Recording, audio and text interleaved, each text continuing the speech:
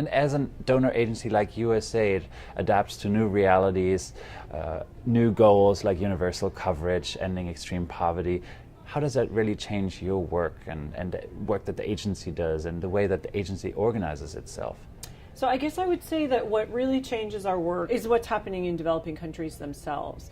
Many of the developing countries where USAID has traditionally even delivered services or provided the financing for the delivery of services now are at the point economically that they can, with their own resources, with their tax base and with the revenues that the country is generating through growth, they can pay for these essential services themselves. So what changes then is the kind of relationship we have with these countries and the partners, and we become more of an advisor and facilitator, and the country decision makers really are responsible for funding the system. So we have this window of opportunity, which we're really calling the economic transition in health, where as a donor we still have enough influence that we can help shape with countries their future health financing arrangements. But there's this window that we don't want to miss, because at a certain point countries will move on certain paths and it will be quite difficult for them to change that. So we want to work with them to build the foundations for the future of their health systems now. And how does that then affect the work of implementing partners, the consultants, the NGOs that you work with? How do they sort of have to adapt their operations in order to sort of stay relevant?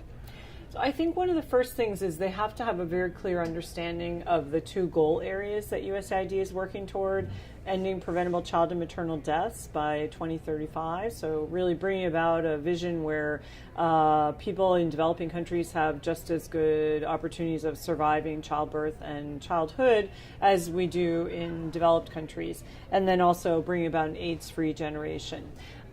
Because then we have to make sure that the work that we fund is of the highest value. And so we're increasingly asking our partners to pay very close attention to their cost structures and to be lean and mean and to leverage our resources by partnering with others, by working more closely with country counterparts.